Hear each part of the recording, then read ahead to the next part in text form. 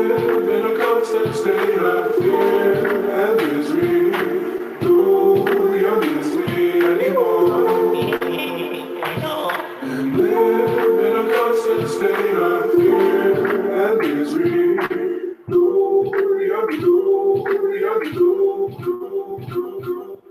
live in a constant state of fear and misery. Do you miss me anymore? And I don't even notice when I go anymore.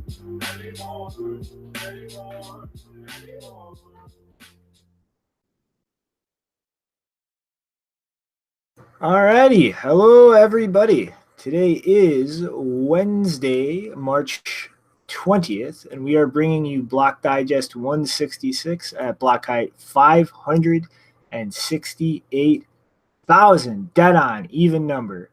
Half the time to crank out the block height today. So what's up, everybody? Oh, nothing much, man. It's just the first day of spring, March 20th. But yeah, I guess we're all here together, just barely today with all these technical difficulties on different levels. But yeah, how you guys doing today? Janine, no part. Well, I would first like to point out that you are engaging in hemispherism because in the bottom half of the globe, it is not spring unless you subscribe to the flat Earth theory and think there are no hemispheres. Oh, I forgot about those guys. Yeah, it's They don't matter. they don't even deal with seasons. What season? Oh, don't tell us what season. But how you doing, Adam? Oh, past 2 days I've been learning graph theory, and who would have think math can be so interesting, right? If you're actually trying to apply it to something. It's unbelievable. Yeah, abstract math is definitely a lot more fun than boring math. Yeah, I love it whenever you get to sort of define the parameters and figure out where you're going. Jazz math. You should go poke into set theory a little bit when you're done with that, Nopara. Oh no, I'm actually building some kind of blockchain. While I'm upgrading the blockchain analysis thing, I'm trying to upgrade the blockchain analysis thing and the internal data structures of Wasabi. I will probably fail, but I have to try. So set theory doesn't really apply here. Well, this isn't about accomplishing anything. It's just fucking around with fun math. Sure. Alrighty then. Well, I hope you guys are prepared for a discombobulated shinobi today because I got zero sleep. Alrighty. So right into it. Before we get to the first one, I just wanted to give a quick mention to Bitcoinist, who actually corrected their article on the Lightning Network air quote birthday after I tweeted about that. So props to you guys for actually correcting that when it was brought to your attention. But moving along, again, we got top line paid advertisement from Blockstream for the first story of the day. I mean, you know, I got to earn my paycheck somehow, but Blockstream has just launched the Blockstream Green wallet, which is pretty much a complete rebuild from the ground up of Green Wallet, and I actually think they did a pretty good job. It's a lot more streamlined, and I think with a lot more sensible design choices going in. First off, kind of just looking at the default functionality out of the box, it's pretty much working like most standard wallets these days. It's just connecting to their server and not defaulting to the SPV model that things like the Bitcoin wallet by Shieldbach or Bread Wallet use. So new users aren't immediately going to come in and have to deal with the header sync and all of the shit that honestly it's not a deal breaker, but really kind of just adds a little bit of annoyance. when it comes to using light wallets, and you have to wait for things to catch up like that. But there is both support to enable that type of SPV functionality, as well as connect to your own trusted node, like the previous version of the wallet had. And as well, there's also an option to disable SPV syncing over data if you have any data restrictions. They've maintained the two-factor authentication model, where you can set things up as a multi-sig with them signing off on the other half based on the two-factor authentication. They support email, SMS, phone calls, and Google Authenticator. And I think this should be obvious, but I'm going to mention it anyway. You should really, really think about whether or not you want to divulge the private information that comes along with using a phone number or text messages as your 2FA, as well as the kind of threats that come along with that, such as your SIM being hijacked or swapped out, or all of the social engineering attacks that go along with that Janine has gone very in depth into multiple times on the show. And it's actually got hardware wallet support, although I'm not exactly clear on how to set that up. I kind of just went through the site and didn't really have too much time to mess around with it. But Larry was saying that it's only supported right now for multi-sig. So the functionality to just have a one-key wallet using your hardware wallet is something still coming down the line. And my personal favorite thing is the Tor support. The main menu before you actually load up a wallet that you have stored or generate a new one, there is a little drop-down menu under the logo to switch between mainnet and testnet, as well as options for connect through a proxy or Tor. And so you can kind of cover your privacy base there, at least in terms of hiding your identity, if not coin linkages from their server. And one last neat little feature is you can actually restore other mnemonic seeds in the wallet other than the main wallet stored on the device temporarily. So you can plug in a new mnemonic seed without having to reset the wallet or delete the current one stored there, and just use it temporarily without that being stored permanently on the device. And so, I think this is a lot more stable and streamlined compared to previous versions of Green Wallet. And they have a lot of things that they are kind of working on to push down the pipeline, such as, hardware wallet support for single addresses. There is Liquid support coming down on the roadmap, so that you can manage Bitcoin that you have on the Liquid network, or other assets if you want to tinker around with or manage any issued assets that you have on Liquid as well. And so, it's not something with like a crazy feature set or anything like Samourai, but it's, a nice basic wallet that's pretty solid and kind of worked out a lot of the kinks that previous versions have. And so, personally, I'm not going to be switching from Samourai to this as a mobile wallet myself, but it's still a pretty solid wallet. And being available on Android and iOS, I would definitely consider this as an iOS user who doesn't have access to Samourai as of right now. But there's my paid review, and I really hope that all of you goofuses listening can hear the sarcasm in my voice.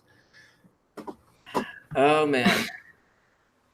So I know that you got paid for it, but I'm not trying to say any criticism. It's just a general note on two-factor authentication. That lately I reviewed it, and man, it's so problematic from a privacy point of view. Every time you use your wallet, you tell someone, whatever is the two-factor authentication you are using, like Google Authenticator, you tell them that you are going to use your wallet. Man, I don't know what to do about it. I wanted something similar to Wasabi, but I couldn't really find a good solution.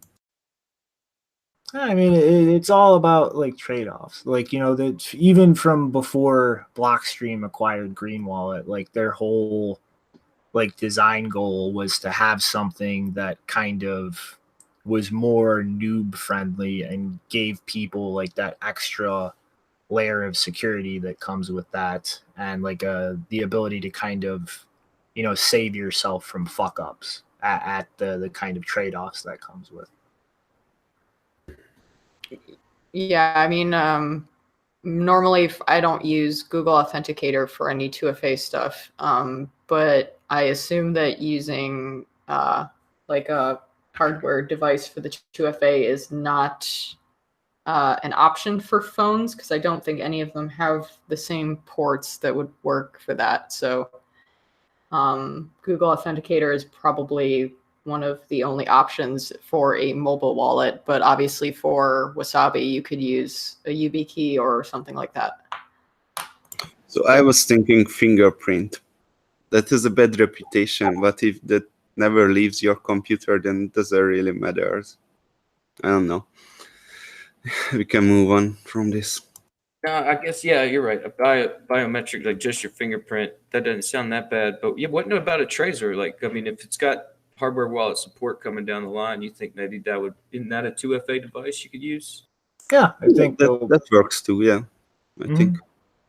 And also, like, if you really, I mean, like, I use Google Authenticator for a lot of things as a backup to my YubiKey. But like, if you really want to steer away from that, I mean, you could always just use the email address as the 2FA, but secure the email address with a hardware token like the YubiKey.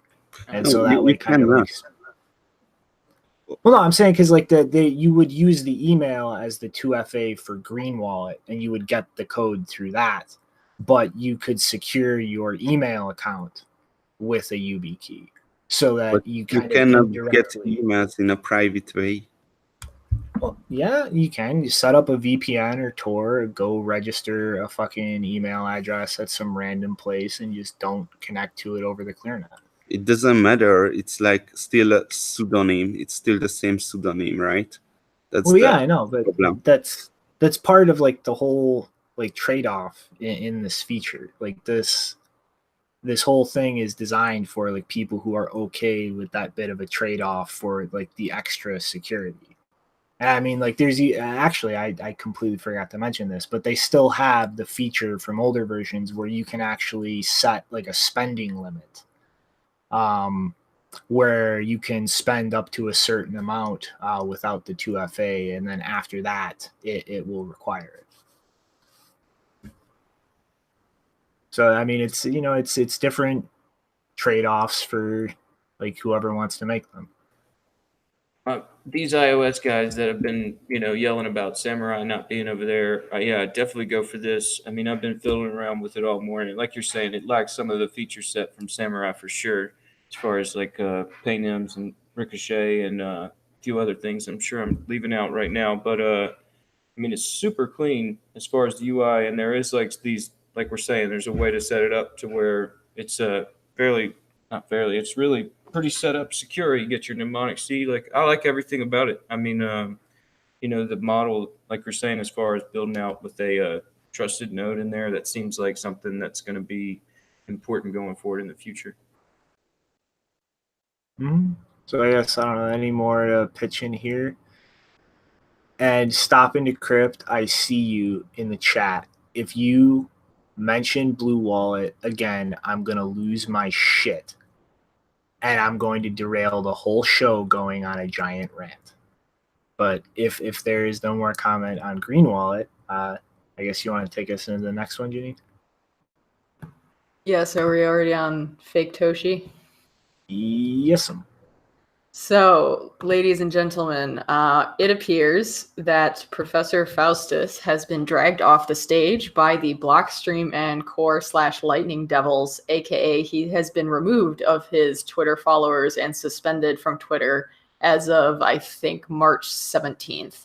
And on March 17th, he wrote a Medium post to say that the people with Twitter are criminals because they have allegedly violated the Digital Millennium Copyright Act, DMCA, in the United States and the General Data Protection Regulations, GDPR, in Europe for allowing a bot to repost his tweets, which he says are copyrighted. He continues that organizations such as Twitter should understand that their organizations are, wow, he's terrible at writing. Organizations such as Twitter are liable when they fail to take action. Doing so is not censorship. It is protecting the rights of the copyright holder.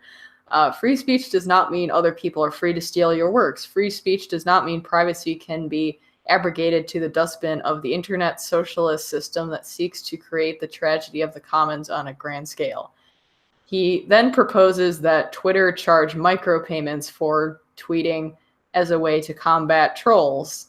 And, you know, this is a groundbreaking idea that we have never heard anyone say ever, which means I'm sure that he has a patent coming down on his very long belt of stolen ideas, because, you know, charging micropayments for tweets is such an original idea that no one else has ever talked about many times before. But on March 19th, yesterday, he made a second Medium post to say that he was planning to sue Twitter for DMC violations. Let me go to the part where, yeah, he says, Twitter has decided to suspend my account. It is part of their attempt to allow systems that bypass security controls and act illegally and criminally. I think you can say illegally without saying criminally, whatever. Anyway, terrible writing. To promote agendas such as the promotion of securities by unauthorized parties. Twitter is funded by people such as those using XRP and the sham Bitcoin copy or airdrop BTC that is funded by the most criminal group, Blockstream. One of the bots in particular is directly coded by and linked to Blockstream. It is part of their fraud, propagating a false version of Bitcoin that is designed to allow Lightning purely to bypass security controls and logging as required by the Bank Secrecy Act and to enable a system that doesn't log on chain. Woo, that was a lot of allegations that are quite interesting. Especially the part where it's like, Blockstream got me suspended from Twitter. First of all, I want to point out, because he says that like a bot copying his tweets, I think everyone knows who he's talking about. There's a Twitter bot called Fake Toshi Bot, and it basically has been reposting his tweets because he makes his account private a lot of the time, and people still want to be able to see what he is saying without actually following him. I'm in that same boat. And so I want to start off by saying that if anyone actually thinks that making your Twitter account private really counts as a privacy feature, I don't consider anything that I tweet on Twitter to be private, even if I did make my account private. I would say it's not so much a privacy feature. It's more of a, you know, if you want to know who's following you and you want to be able to stop people that you don't want to see your tweets from following you. But, you know, when you have thousands or tens of thousands of people following you, it's not like I would have to check the Twitter rules about whether it's even against Twitter's policy for the reposting of content from an account that has made itself private. It's possible that's the case, and maybe that's what he's arguing, but I don't know if he has any ground to say that it has violated the Digital Millennium Copyright Act. I think he made a Medium post recently where he said, like, I think he actually put a copyright symbol in his name on Twitter, which is very weird, to copyright your own name. But yeah, so when you make your account private on Twitter, it's more about who is it private to. It's not private to anyone working at Twitter. It's not private to anyone who's not following you, because all they have to do is ask a person who is following you to take a screenshot and you're done. You can do that with any system, but of course with Twitter, it's really easy to do that because all you're doing is stopping people from following you. Also, I think if Twitter were to take this seriously at all, I don't know if they are, but they could counter by saying that he has made a false claim of being a lawyer in his Twitter bio. I think it's actually, it's not there anymore, but he used to have it, or it might still be there. I don't see it on the page, but he used to have, oh, yes, it is. In his bio on Medium, I think this might have been also the same on Twitter, he says that he lists himself as a lawyer, a banker, an economist, a coder, an investor, a mathematician, and someone involved in statistics. Guess what? It is illegal in a bunch of countries, including the United Kingdom, where you claim to have these like privacy rights regarding your tweets. It's illegal in the United Kingdom to claim to be a lawyer if you're not actually a lawyer. That's a criminal offense, buddy. So good luck with that.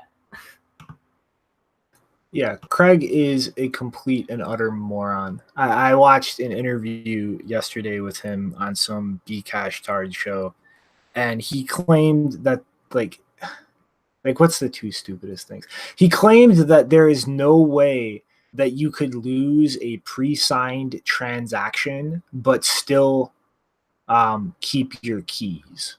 So there's no way to like still have your word seed backed up and lose data on a hard drive. He claimed that was impossible. It would never happen. And then he tried to claim that, what was it? He tried to claim that check lock time verify was included in Bitcoin because people were worried about losing unlock time transactions that were pre-signed, and he's a moron. Like it was included because there is literally no way to prove and enforce an unlock time transaction that can't be double spent without the time lock, because it's just encumbered to the transaction and not the output. It was included so that you could guarantee the output can never be spent in violation of that time lock. Like he has no fucking clue what he's talking about. He's a moron. Dare I say he's a fraud. Right. Yeah. It's like, I guess we got to talk about him a little bit because, yeah, it's good to, I don't know, this was just comical to see this all sort of play out over the past couple of days and see him get himself suspended for, it was brought to his attention from Dan Darkpill, right? Like, he tweeted at Jack and at Twitter support, and he did the respond to either Craig Wright is a fraud or isn't a fraud. And I definitely did the is a fraud tweet. And I think the total on that was 1,200 to 4 as far as people tweeting out Craig Wright is a fraud or is not a fraud. And that was saying he was going to sue everybody. I mean, like this permission speech system that sounds so like Satoshi. That's Satoshi. This guy and Bcash and BSV and this whole sinking ship on these forks. It's it's just like a comedy, a tragedy watching it from a side. So yeah, this is funny. What was that tweet Dan made? Oh, look, there's a drunk Australian man jumping up and down outside my window, screaming I'm violating his privacy if I look out the window. Well put, Dan. Yeah, so I just looked it up, and so he doesn't even get the language of, public versus private tweets correctly. Twitter is actually, they call it protected tweets, so it's not even private tweets. So him saying, oh, this is a privacy feature is not really spot on. And so I just looked it up in Twitter's policy, and it says when you sign up for Twitter, your tweets are public by default. If you protect your tweets, you'll receive a request when new people want to follow you, which you can approve or deny. Accounts that have been following you before you protected your tweets will still be able to view and interact with your protected tweets unless you block them. And they also say protected tweets only visible to your Twitter followers. Please keep in mind your followers may still capture images of your tweets and share them. So basically all that you do when you make your account protected is you're making it harder for people to follow you, or maybe decreasing the chances of other people being able to see your tweets that you don't want them, or people that you don't want to have seeing your tweets. But really the protected account feature, the main benefit is actually so that your tweets don't show up in search engines. So this is not really a privacy feature, and he can't really claim that that's violation of Twitter's privacy policy because they say in their policy that they may be reposted. Yeah, that seems like if you start blocking everybody like that, it just gives people an incentive to start screenshotting all your tweets, and then it just makes it harder to do any of that. It's supposed to be a public space. Mm-hmm. Alrighty. There's my brain going So, blank. which wallet is jumping out of the public space, man? We got some new features coming into Samourai. What's going on there? Wait, is that next? Okay, yes, that is. Go, Nopara. Go. Okay, so Samourai added Tor support. Well, they already had Tor support. It just they had it in a different way, and I think this way of adding Tor support, what they did now is just such a huge step, because now it's really just one click and you don't have to download another application. I actually started writing an article about it, but it just got boring because I started to go into the code and I thought no one would read it. But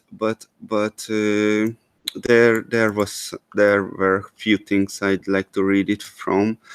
First, I just said a few things about the significance of this Tor support, what Samourai added. Firstly, Samourai already had a Tor support through an external Torifier called Orbot. What's the difference now? Now Samourai ships with a built-in Tor daemon, which is not only more convenient for users, but it also enables them more configurability in the future when some of their features will require to use multiple Tor streams and stuff. I'm thinking about here of their Whirlpool protocol actually, which I'm actually curious about is that they as I just looked into the code briefly, and they were using WebSockets for notifications, which I think the Tor library that they took is not supporting. At least for me, that was the case, that I wanted to use WebSockets so much because that would make the rounds faster, much faster. But I couldn't, and I didn't have the time to implement the WebSockets over Tor. So anyway, that's just my question there. What's going to happen there? Okay, but stepping back from the micro to the macro, Tor support means you don't expose your IP address anymore to Samourai's backend and whoever else your wallet communicates with. I think no, they don't query any other backend, only their own backend. I know very long time ago they were doing blockchain info, but I think right now they are doing nothing as only their own backend. So there is the confidentiality there, only to them. Their server can still link together your Bitcoin addresses, but they cannot figure out who you are now because your IP address is hidden, which is important because if you already had a Samourai wallet, then you might want to create a new wallet now with the Tor turned on, and you should never turn off the Tor because that would make you de-anonymized, right? Then I went ahead and tried it out. I downloaded the software on my girlfriend's phone, and so it will be a new phone. And right away, when you create a Bitcoin wallet, you can click to enable Tor, and that's great. That's a good way to do it. I was playing around a little bit with it. What happens if I turn off Tor or I turn on Tor? It turns out when I turn off Tor, then they don't shut down the Tor service, but rather they just start using the ClearNet instead. But when you turn on, they right away able to, without any kind of Tor circuit building and everything, you just right away able to connect to their backend over Tor, which is great. When they shut down, when I shut down Samourai wallet, then Tor is shut down also. I don't know if it's an Android thing or they want it this way. I know in Wasabi a lot of people were complaining that I don't shut down Tor. But anyway, this is the difference I noticed. Then I went further and was looking at the source code because so they are working in Java and Bisq is in Java too, and Bisq is another thing that ships with Tor like Samourai, and they are both in Java. And I was when I was building my Tor stuff, I was actually talking with the developer of the library that Bisq is using and things like that, but it turned out Samourai is not using the same library, so I kind of lost interest until I mean, the last thing I figured out that I wanted to check if they do everything over Tor. They probably do. I don't think they would. Why wouldn't they? The last thing I figured out is that they took an old library and they forked it, and then they copy pasted the code into their own code, which may sound interesting for some people who say copy paste programming is not good, but actually this is the right way to do Bitcoin wallet software, and I prefer to do the copy paste too, because right, if you have external libraries, external dependencies, that's a security risk. So yeah, we are in Bitcoin wallets, we are doing quite a lot of copy pasting entire libraries, which is strange, but this is how it's secure, right? Yeah, the other thing, of course, they added the Tor dependency, but that you cannot really do anything with that in Wasabi. We tried to rewrite Tor in C# and that didn't work out well. That was a stupid idea. So we have to live with the Tor dependency. I don't think the Tor developers would do anything crazy, or maybe they couldn't. Yeah, because to the network, nothing except privacy information. But that's why you are using Tor, right? To protect your privacy. So okay, this is what I figured out. I think this is an awesome way how they did it. It works, and yeah, it's great. I love it. I love it. I turned on Tor. Yeah, create a new wallet to benefit from this. All right, that was it. What do you think, guys?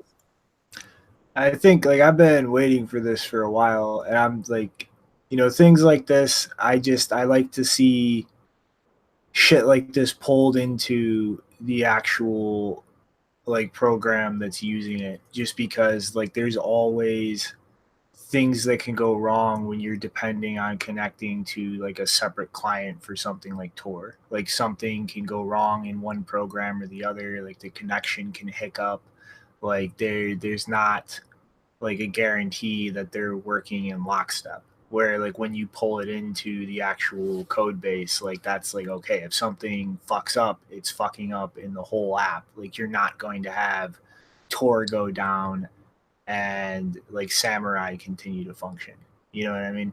And it's like I just like, this is an awesome step to just bake this into the wallet as a default, instead of like requiring going and getting another app, like opening yourself up to those security risks of somebody modifying something in that beyond your control, and then having like the extra complications with things interacting with each other.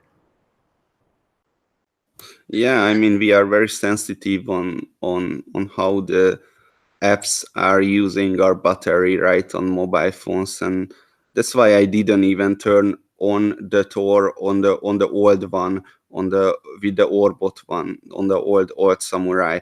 But with this, I kind of feel like it's when Samourai is on, then Tor is on too, and that works together. But for an external app to run and things like that, I didn't really like the idea. I don't know. It was just so inconvenient before, but now it's just great. Yeah, man. I mean, I just connected my Samurai to Tor while you were doing the show, man. This first time, it's been interesting. I've been sitting here watching. I've been looking at the Samurai wallet for a while now, seeing that onion up there, just waiting for the support. So it's awesome to see. It's working. Everything's good, and we got now 2 wallets that support Tor, and both of the support came like basically side by side. So yeah, it's awesome to see that these privacy enhancing features are just continue to come down the line. All righty, any more? Or move along. Let's go, man. Where we headed next? Alrighty. So there was a vulnerability in Zcash discovered. And I just want to be clear up front here, like this is not something that would actually enable any kind of inflation. Like this is a wallet side issue. But like, in short, the general gist of like the Zcash transaction model for shielded stuff is you effectively have like they call like the shielded equivalent of a UTXO a note, and that creates a commitment to that, which effectively gets logged in its own Merkle tree tracking everything to show that this exists now and it's unspent. And in the spending process, you actually create what's called a nullifier to like null that out and show that it's spent. And both of these things are kind of kept in this tree to keep track of what is or isn't spent. And the spending process always has to involve kind of nullifying a previous commitment. But the issue here is kind of in the process of a wallet getting the information necessary to view the actual amount in that transaction versus the commitment. There was an issue where the wallet would not cross-check things to ensure that the ciphertext that it's getting to view the amount and update the wallet balance versus the amount that the commitment is committing to. And so it was kind of an issue of like in the code base, like it was assumed that the lower level consensus shit is cross-referencing those things before the wallet takes over. And so the wallet didn't check this. And this kind of opened up the potential for, it's kind of similar to the issue with Monero not too long ago, where a miner could mess with commitments in a Coinbase and trick a wallet into thinking that it received money that wasn't actually there, even though like it's not like spendable. And so this issue, like you could be sent money in the old Sprout style shielded address, and your wallet would see a balance and count that, and you wouldn't find out that it's invalid until you actually try to go to spend it and you see that these two things don't match up. And so they kind of rushed out an announcement yesterday, and the new version of Zcash that's going to patch this is coming out the 25th, I think. And in the meanwhile, anybody who wants to can just manually compile the new daemon with the fix for this. But it kind of goes to show like just the more cryptographic complexity that you introduce into things, like the more opportunities there is to screw something up, even if it's not at like a systemic consensus level where you can inflate or damage the system. Like you can still have these like local issues where like, even though I'm not actually inflating the coin supply, like I can trick you into thinking you have money that you don't have. And, an interesting thing I kind of want to point out here is Gregory Sanders actually pointed out on Twitter in response to this that Liquid was actually vulnerable to almost the exact same bug 3 months ago, except it was compounded a little bit with the fact that there's Bitcoin and other issued assets on the sidechain. And so like they found this issue and patched this like 3 months ago. And you know, as much as I kind of want to go, oh look, Zcash it fucked something up, fuck the shitcoin, it's like that same kind of issue was present in Liquid. You know, something developed by much more competent people, built off of a much more like solid and up-to-date code base. And it's like, you know, these kind of things are why like I am very hesitant to support something like confidential transactions or introducing like things based on zero knowledge proofs into the main Bitcoin chain, because the more complex you make things, the more ways that you can fuck something up. And it doesn't all have to be fucking something up at a consensus level to really have a negative effect on people. Only if you are a shitty programmer. Blue wallet. Some Stop using it. Some programmers like me never make any bugs.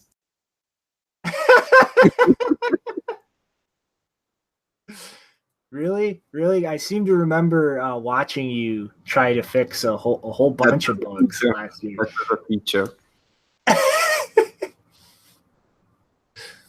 Oh, this is where the Zcash Foundation, they're not even called the Zcash Foundation. What there is, the electronic coin company now.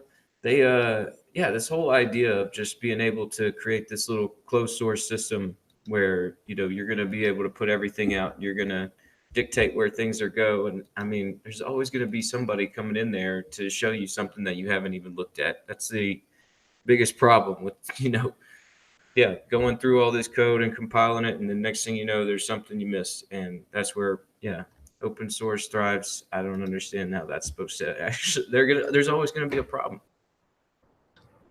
It's like one thing I found really kind of funny is literally all of the Zcash people were tweeting out notices about this, but the actual Zcash Twitter account didn't mention it once. Oh man, they're in full-blown marketing mode. I mean, like, why the change from Zcash to electronic coin? Like, you know, they're in cahoots with Coinbase, and you know, it's like, what exactly are they doing with privacy? I don't even know. I think they're pivoting quietly, some sort of way. But I don't know. It's any input, Nopar, Janine? Not really. All right, down with confidential transactions. But you want to slide along to the next one, Rick? Yeah, so it looks like Bitmain is making some last-ditch efforts to eke out some sort of profit with yesterday's announcement of the Antminer Z11. It's Bitmain's next-gen Zcash miner, which is set to replace the Antminer Z9 that was released last spring.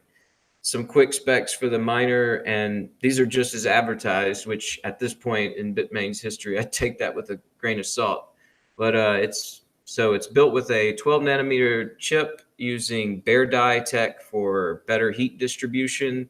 And then it has a hashing power of 135 ksol a second. That's kilo solutions per second. And that's 3 times more powerful than the Z9. Then it has an energy efficiency of 10.5 joules over ksol, which is a 60% efficiency gain from the Z9. Currently, they're listed on the Bitmain store, but there is no definitive ship date yet, so you can't place an order as of right now. And at the bottom of Bitmain's blog post on the Z11, it makes the following statement, quote, "To preserve the Zcash community's value around security, reliability, and accessibility, Bitmain had previously tweeted real-time updates to ensure more transparency and will continue to provide shipping updates of the first batch of the Antminer Z11. These commitments to transparency will continue to provide the Zcash Foundation and community with the security, reliability, and accessibility they desire of manufacturers, close quote. Which this all goes back to shortly after the release of the Z9, that blog post does about transparency in the spring of 2018. And at that time, we had seen the release of Bitmain's Monero ASICs months after the hash rate had spiked, which led to this heavy speculation of mining before shipment to customers. Also at that time is when I asked Zoku at Twitter HQ, he had a presentation there. I asked him if about how he's going to be able to avoid ASIC development, because at that time they were talking about ASIC resistance as being something that they were trying to achieve. He bumbled through the explanation of the problem to try and avoid ASICs, and then sort of faded off when he came to the concept of miner-developer collusion. That night, he was visibly stressed out, and I think that he had a lot to do with trying to control his ecosystem. I'm thinking at that time, Zoku and the Zcash Foundation with Bitmain may have come to the conclusion that trying to develop the best ASIC together was the best route to control the mining ecosystem. I'm sure he was also stressed at the time, because I think that's also about the time they found out about that hidden inflation bug, and which we covered not too long ago. So yeah, with Zcash tied so closely to Coinbase and Bitmain, it's not looking too good for that network. And this fulfillment of the Zcash order might just be Bitmain's last gas. I don't know. We'll have to see. What do you guys think of this announcement and these new miners from Bitmain? How many did they build? Like 200? We haven't seen anything like that yet. I think it'd be hysterical if Zcash forked out ASICs again. Yeah, that would be comical. I doubt we'll see it. So I've been thinking about these altcoins. Always try to avoid ASICs, right? Like every altcoin has this in their design goals, but it just ends up ASICs being built up in a slower pace, which might not be the right goal, is it? Maybe the right goal would be to make ASICs as easy as possible to be built out, and then one or two manufacturer can give it out to the whole world. And that might, you remember the 21 vision, right? When everyone will have a mind. Hey, it's still a vision, man. Everybody in the world is going to have a butt box. But we will. Yeah, the problem with that was that we never achieved the what is this 7 nanometer, the theoretical limits. We still did not achieve it. I'm not sure, is it something consistent that we are never going to? We are always just going towards it, or we really never achieved the perfect miner, right? So that's what I've been thinking. It's nonsense. Like that whole idea is nonsense. Like it's just Pareto distributions. The ASIC like resistance you idea? will always have just like the butt box idea. You will always have a tail end that is where like somebody runs cheaper electricity prices in bulks. Like that was a delusional idea to think that like people running miners in their homes could ever be more than a tiny majority. Like that was delusional. I see, but so you think that altcoins are rightfully targeting the as hard ASIC resistance as they can do? No, I think they're idiots. Of your thoughts there. No, I think they're idiots. Like mining is going to specialize. That's what it's going to do. You count on it being well distributed amongst specialized players. Like the idea that everybody's going to mine, like that's a pipe dream. That was never going to happen. Absolutely, man. I think you're right. No part about, the better route is just sort of having basically an open competition and not trying to you're just going to slow the development, and the quicker the competition ramps up, the quicker your mining will decentralize those ASICs, because ASIC development itself is kind of a naturally centralizing effect. But the quicker the people have the specs to build out, I mean, that's why Dragon Mint's open source thing was so big. And, now we're seeing Brains OS, and these things are going to help the mining ecosystem develop, I think. So, but for example, think about me. I don't buy a miner because I know it's going to be outdated by next year, right? But if I would know that this miner is gonna work forever, then I would buy it even if it doesn't make me any money. I just plug it in just to have the ecosystem because yeah. But people even that do then, that. like, people doing that will still always be a minority. I mean, it's scale of economy and Pareto distributions. Like it's just how it works. Not really. If it's not profitable, they are not going to be minority. Well, there's some interesting idea. Like, you remember that idea? It was like you could subsidize a miner with solar power towards people's properties, and then build like a regional pool. And I mean, like, I don't know. I'm thinking far-flung future, maybe, possibly. I mean, no, part that's just not how that works. I mean, like, dude, you look at like the kind of electricity prices that you can get at scale, like around the world. Like, you can literally get like less than a cent in some areas in Iran. Like, you can get like 2-3 cents a kilowatt hour in parts of China, like all over the place where there's excess power. Like, my house, like I pay like, I don't know, it's like 14 or 16 cents a kilowatt.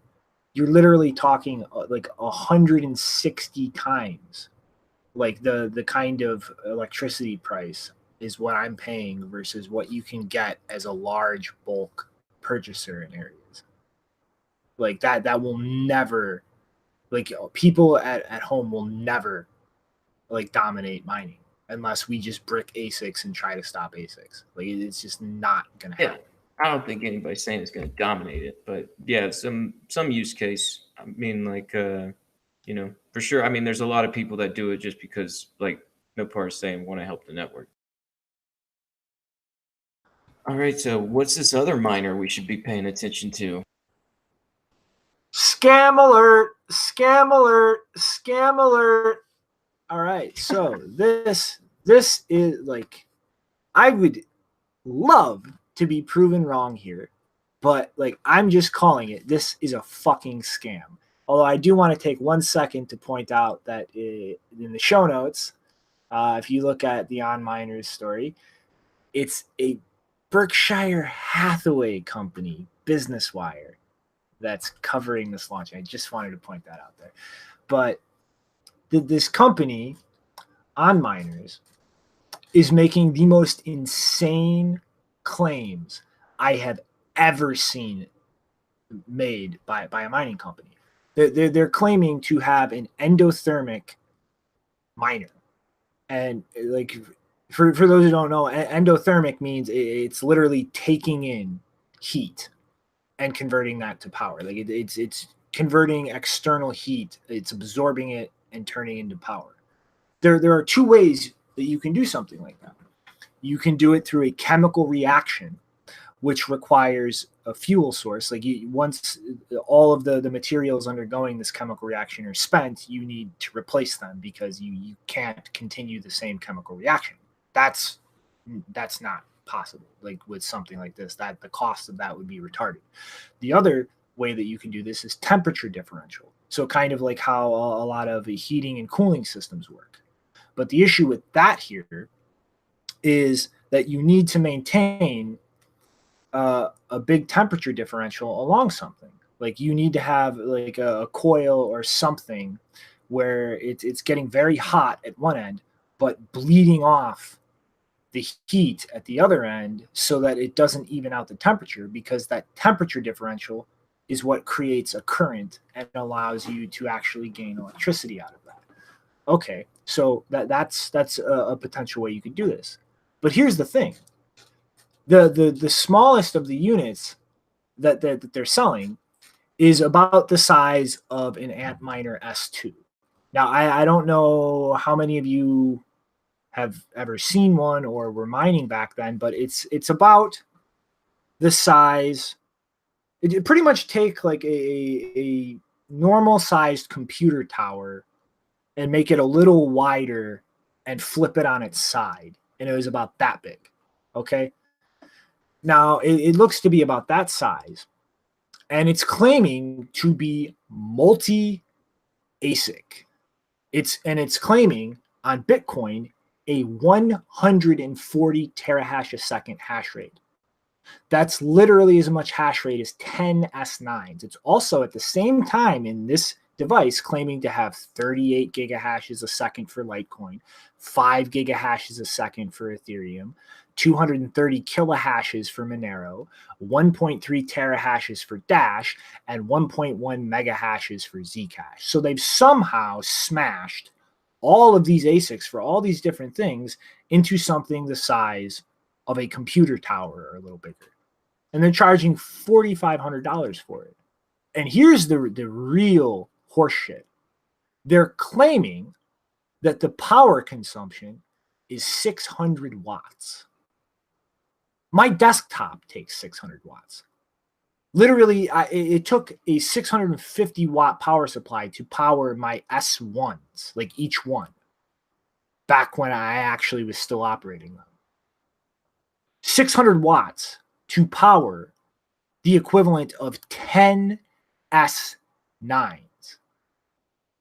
I call bullshit that you can pack all of this shit into that device, draw that much power at the wall, and actually generate the difference through an endothermic system. Horseshit.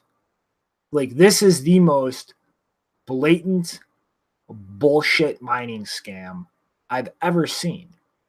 And if I get proven wrong, like, holy shit, you have just done something amazing.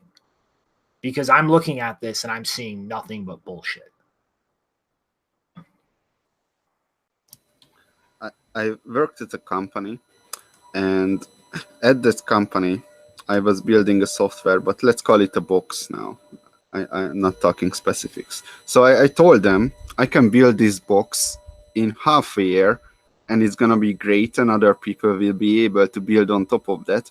Or I can hack together this box in 2 weeks, and it's not going to work properly, but at least there will be something to show for.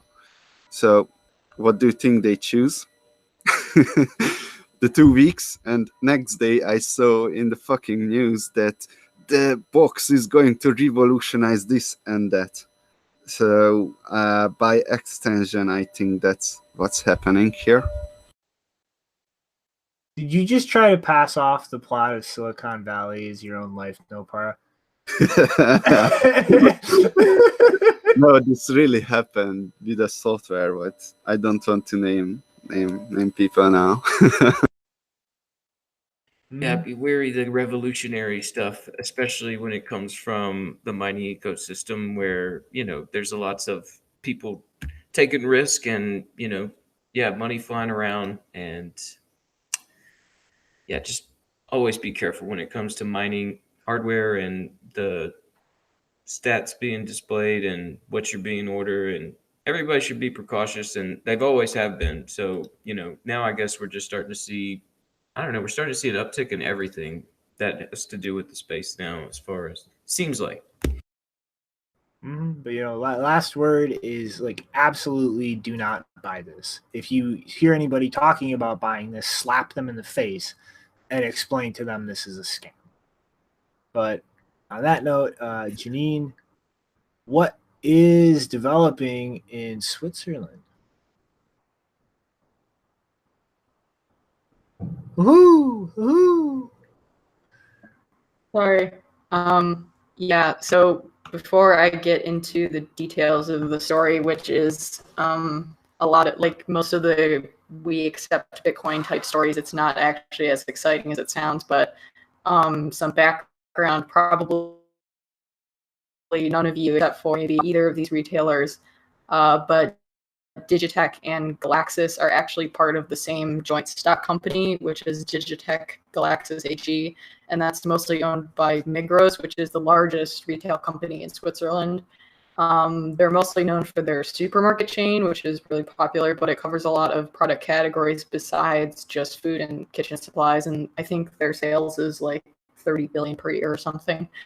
And you may be wondering, why isn't Amazon the top retail in Switzerland? Because, Amazon is the big story whenever, these we accept Bitcoin stories are coming out. That's usually about Amazon. And so you may be wondering, well, why isn't Amazon the biggest retailer? Well, Amazon is available in Switzerland, but because of Switzerland's import tax policies, many people are discouraged from ordering things on Amazon. There's even Swiss residents who set up mailboxes just over the border in Germany purely for the purpose of accepting Amazon deliveries to avoid the import tax. So Amazon in Switzerland is actually the third or fourth largest online retailer, in contrast to Germany, where it's the top one, I believe. So, of course, sorry, am I glitchy? A little bit, but we can hear you. Yeah, it's fine. Okay, so according to a German language news site called Watson, Digitech, and oh god, I'm gonna get glitchy now because I'm getting messages. Digitech and Galaxis have partnered with Coinify, which I think we've talked about before, as a payment processor. I don't remember if we like them or not, but to allow online retail customers to pay with cryptocurrencies, they partnered with them. So again, it's not a story of we are actually accepting cryptocurrencies. It's, we're going to accept converted cryptocurrency into fiat through this payment processor. But apparently they will be accepting, quote, accepting Bitcoin, Bitcoin Cash, Bitcoin SV, actually, Ethereum, Ripple, Binance Coin, Litecoin, Tron, OmiseGo, and Neo, which is a weird list. For Bitcoin and altcoins, regardless, they will use an exchange rate that's based on the last 15 minutes. And according to them, they will have a minimum payment requirement of 200 francs, which I can tell you from experience, it is not that hard to spend 200 francs in Switzerland. You could probably buy maybe a few shirts with that. I've seen shirts that are actually $200. But apparently you can buy all 2.7 million products product items that they have available. They do have an upper limit of 10,000 euro, which I assume has something to do with, usually there's a 10,000 euro limit on cash payments and such like that. So it's probably related to that law. So between 200 and 10,000 francs, you can buy anything from their online store. Does anyone, because I unfortunately did not look up whether, I remember talking about Coinify before, but do either of you remember what we came to a conclusion about with them? I don't really have any issues with Coinify. Yeah, I don't recall, honestly. I was looking them up while you were talking, and I still haven't really gotten a conclusion. Yeah, but I don't know. My 2 cents is do not spend your Bitcoin here, people, to dump it. But please encourage all the idiots to dump their shit coins and drive them into the ground. Yeah, I mean, I don't know. This idea of spending something on similar to Amazon, I mean, that sounds like a good, advantage to a bunch of people in Switzerland. I mean, could you go to the grocery store and buy something with Bitcoin before, as to where now you could maybe buy some groceries with your crypto? Well, I don't know, because you can't do it at the physical grocery store. This is just online retail, and I don't know if they have a similar thing with Amazon where it's like offering food delivery. Also, the disappointing thing in the interview with someone from Digitech, they said that they would not be accepting anonymous cryptocurrencies because that scares us off. So they won't be doing that. But yeah, it's only through their online retail store, not the physical stores. All right. Yeah, I've been looking at payment processors here for different reasons, and yeah, it's just like it seems like they've all kind of got their list of supported cryptocurrencies with Bitcoin just thrown into a myriad. It's very rare to see some of these guys. Like I think I found one that only deals in just Bitcoin, and I'm still not 100%, and that's the actual way it goes. There's any more comment I could take us into this IBM nut stuff? I mean, I would just reiterate, like, it's interesting that the largest retail in Switzerland has partnered to accept cryptocurrencies, but again, like the stories where they're not actually accepting it, they're just having it converted is not really that interesting to me. I mean, they're not really taking any risk. I think in the interview with someone from Digitech, he also said that they wanted to appeal to the young tech-savvy crowd, which, I mean, I guess if you're offering a way for them to use their cryptocurrencies, that it's good for them on their side. But I'm more interested in businesses that are actually willing to accept cryptocurrencies and not convert them, because, I mean, presumably that's like you're selling your cryptocurrencies if they're automatically converting it, and so that has a different in some countries that will have a different effect in terms of the tax classification than if you're actually buying goods and services directly. I don't know if they distinguish between payments that are automatically converted to fiat or ones that are directly made with cryptocurrency, but either way, I'm not as enthusiastic about those types of stories. Yeah, I think like Shinobi was saying there, it's just gonna help drive the price down, and that's not a good thing.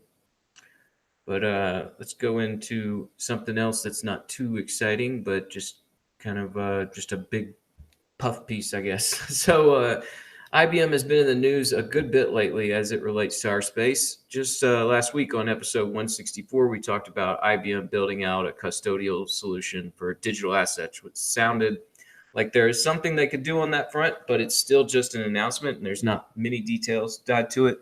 And then there's a good audio bite of Jimmy Song I've seen being passed around on Twitter, where he's debating at South by Southwest with an IBM engineer from Hyperledger, Chris Ferris. Jimmy ran circles around the people on stage, talking about how the system is either decentralized or not, which if it's not, then it's a permissioned blockchain. And if it's by definition centralized without any real economic efficiency. Anyway, now it looks like IBM is trying to push themselves as far out into Stupidville as they can with the most recent announcement. On Monday, IBM announced their new blockchain network, WorldWire, that uses the Stellar protocol to connect 72 countries, 47 currencies, and 44 banking endpoints with 1,081 currency trading pairs. Oof. Yeah, it's a lot of hype to this clear and settle cross-border payments in seconds, not days. That's the whole plan. Mary Wyke, general manager of IBM Blockchain, says, quote, "We've created a new type of payment network designed to accelerate remittances and transform cross-border payments to facilitate the movement of money in countries that need it most by creating a network where financial institutions support multiple digital assets. We expect to spur innovation and improve financial inclusion worldwide." Close quote. I'm seeing some conflicting reports that say currently WorldWire only supports settlement using Stellar Lumens, and another saying it's this token produced from Stronghold out of San Francisco. Either way, that doesn't sound like it really supports financial inclusion, nor is it a newly gained efficiency in the payments network. There is nothing innovative about another permission system that is actually more costly and inefficient than current solutions. This sounds like it's more about just driving volume into these tokens they've aligned themselves with in the space. They are able to do this with their new relationship to 6 different international banks that have signed a letter of intent to issue stable coins or tokens backed by fiat. Of those 6 banks, only 3 have been identified: the Philippines-based RCBC, the South Korean Bank Busan, and Brazil's Banco Bradesco. It sounds like the other 3 banks, are awaiting regulatory approval before they make an announcement, and IBM is also awaiting verbal response from U.S. regulators before adding an endpoint here in the U.S. So I'm thinking this is all just more fodder for this next blockchain frenzy. But what do you guys think?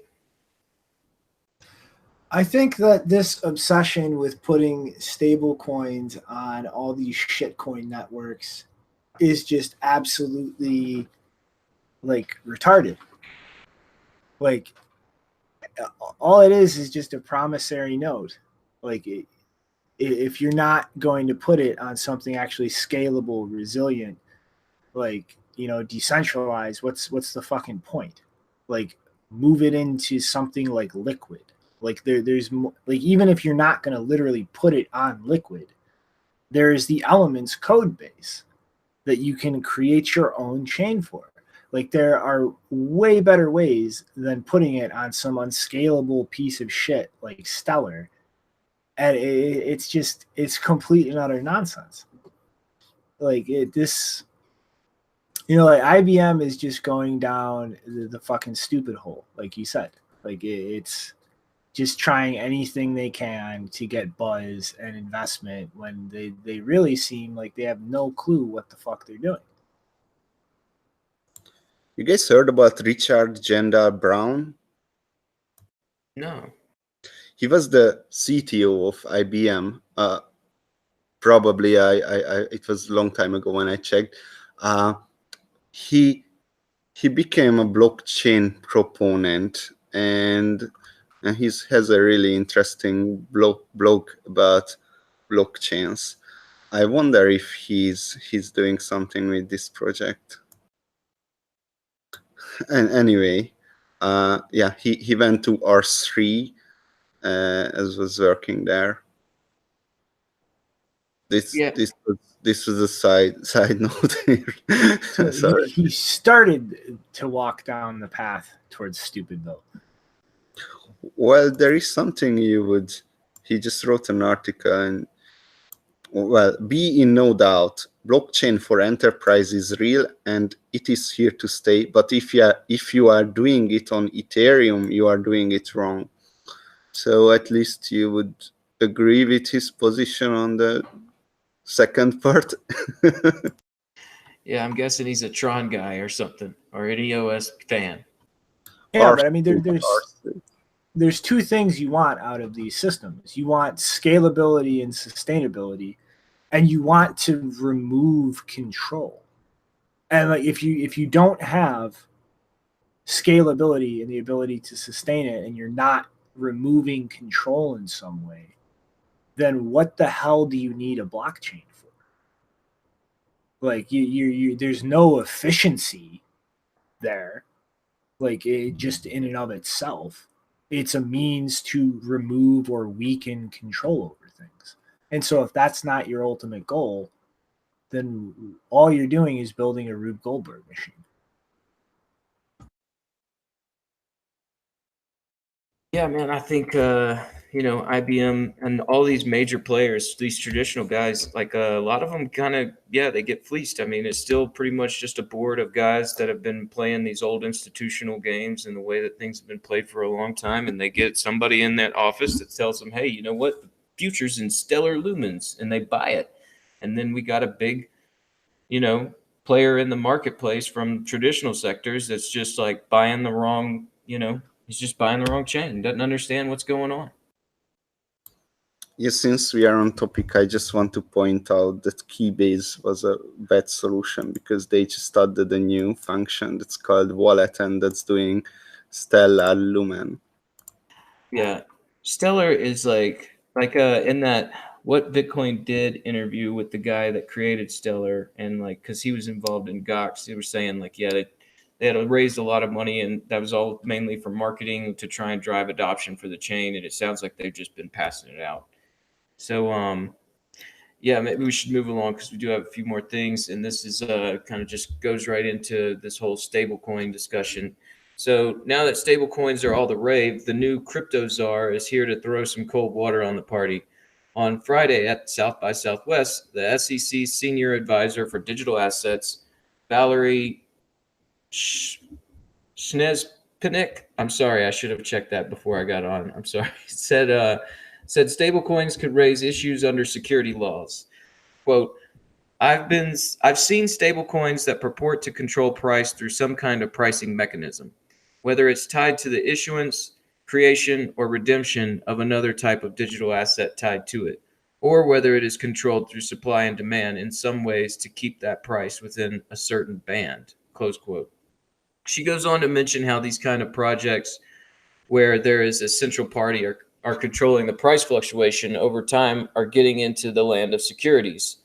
Then she has real concern for some of these that are coming out without any real collateral backing them. Recently, a project called Basis that was attempting to brand themselves as a stable coin had to quickly close up shop after raising $135 million from investors, and then the SEC said it would likely not be able to avoid the classification of a security. Valerie went on to say, quote, "Folks like to put labels on things, but we'll always look behind the label to see what exactly is going on, what's happening. So you can call it a utility coin, call it a stable coin, call it a consumptive coin, or some other coin.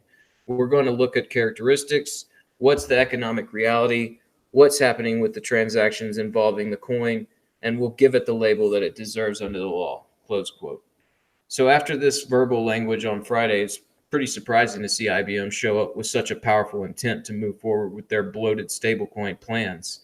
Anyway, all of this probably has these major stablecoin issuers thinking twice about their setup and making sure everything's up to speed. But yeah, so do you guys have any comment on the crypto czars' comments on stablecoins? Yeah, that's like absurd. I mean, yeah, there are a whole number of things you can argue as far as stable coins violating regulations or not allowing them, but trying to argue their security is fucking retarded. They're a fucking dollar replacement payment instrument. Like there is no investment. There is no appreciation in value. There is no expectation of return. Like that's just absolutely stupid as fuck. Like there are a million other ways that you can try and argue stable coins are violating laws or regulations if regulators don't want them existing. But like they're not a fucking security. Like that's nonsense. Agreed. Yeah, I think you guys are right. I mean, they say they're looking into it. I'm sure there's there's always somebody out there trying to claim something and scam someone, and maybe that's what they're talking about. But yeah, we'll have to see as things go along because the SEC really is slow about classifying anything. I think this is all just signaling. So, any other comments? Yeah, I just want to reiterate this. Like, if you give me $1 and I give you a piece of paper that says I owe you $1, where the fuck is there an expectation of return? Like it's good for nothing except passing around and inevitably somebody coming up and going, "Give me the $1." Like that's like Jesus fucking Christ. No, I get it, man. That mechanic sounds very simple and definitely not an attempt to try and, sell something to someone with the thoughts of selling it at a higher price. But I don't know what this project basis came out of. But they said some people raised 135 million for a stable coin. And yeah, I don't know what that was all about either. But anyway, let's get back into some stuff going on in New Zealand. All right. On our first episode back this season, we talked about the disappearance of Cryptopia that happened around the middle of January of this year. At that time, there was a report written out by the New Zealand police about an investigation into an unauthorized transaction on the exchange. Well, now it's been a couple of months into the investigation and the security audit of the system. They're slowly coming back online. As of Monday, it looks like they have resumed trading on 40 different trade pairs and are continuing to expand on this as they clear more coins. Now, I'm not a user of Cryptopia and cannot confirm this information, but according to users of the platform on Twitter and Reddit, there will be heavy haircuts for some coins. In fact, a buzz cut on Ethereum. Spectre Cat from Twitter said, quote, now we know that Cryptopia users who held BTC, LTC, and ETH will receive haircuts of 14% on BTC, 43% on LTC, and 100% of ETH. All other coins they have secured so far seem unaffected, but there are still many more to go, close quote. According to AMB Crypto, the status pertaining to Ethereum on the official platform read that the currency secured was 0% and that the haircut processed was 100%. Additionally, it was also stated that deposit and withdrawal services for all major coins such as Bitcoin, Ethereum, and Litecoin will go online once new hot wallets have been created. After their last update, Cryptopia had stated that the worst case scenario would be a loss of over 9% of its total holdings, but we haven't seen any release statements on exact amounts. A blockchain analytic company, Elementus, said that the exchange lost around $16 million worth of Ethereum and ERC20 tokens, and that the funds were taken from 76,000 different wallets during the initial hack. So there's not much confirmed information here, but it's looking like everyone who's coming back to Cryptopia is going to have some whacked up hairdos when it comes to their account balances. What do you guys think about this? It's so interesting that the mainstream media and the traditional financial system have refined the words for things like haircut to not be so outrageous about what's really happening. Yeah, you're right. Sounds like a really bad time to own Ethereum. Yeah. If you own it's not that much money, 60 million. So I don't think that's gonna do it's not a systemic liquidity risk, I think. I just think it's interesting that they're narrowing haircuts to like individual assets instead of socializing them. I mean, that's yeah, that's a good trend to see. I mean, that could be argued both ways, but I definitely think it's hilarious that Ethereum is the one that got completely wrecked. I guess that's not too surprising. But yeah, that's what's going on with Cryptopia. So, all right, guys, I got one more. It's like a block of my news stories here all at once. Maybe we should mix these up. So, all right. So it looks like we have some good news out of Israel, where on Sunday, an Israeli court ruled that banks can't enforce a blanket ban against all accounts linked to cryptocurrencies. This comes as a result of the lawsuit brought against the Union Bank of Israel by Iran miners out of Ukraine. They had an account set up at the bank and all their deposits were refused, and eventually the account was shut down from its relation to Bitcoin. The bank took the position that allowing crypto-related activity within accounts that it managed put them at risk for helping facilitate money laundering. And as of 2014, they refused to provide services related to any accounts dealing with virtual currencies. The ruling court said banks need to consider the specific type and scope of crypto-related activity before determining whether or not to open an account. As far as opening an account, I guess shutting an account is what they meant. Judge Limor Bibi wrote that the bank's policy was too broad and unreasonable for a sweeping ban with all activity related to Bitcoin and other cryptocurrencies. This is following a directive put forward in a report earlier this month by Israeli financial regulators regarding the crypto economy. The report encouraged the government to support crypto companies while emphasizing an importance of disclosure and oversight of the crypto activity. So it looks like Israel is taking a step in a direction that is supportive of the industry, and I hope we can continue to see that. But yeah, what do you guys think of this story? Is this a pretty big deal or just like a little blip of nothing? What do you guys think? They stopped Bitcoin from being banned. As Udi drew my attention to, they have gorgeous politicians. I love Israel. Yeah, I haven't seen those gorgeous politicians yet. Just that Netanyahu guy. He doesn't look so gorgeous to me. Yeah, I mean, this is, it's courts are an aspect of government where things can actually go the right way if you're not living in a totally totalitarian state.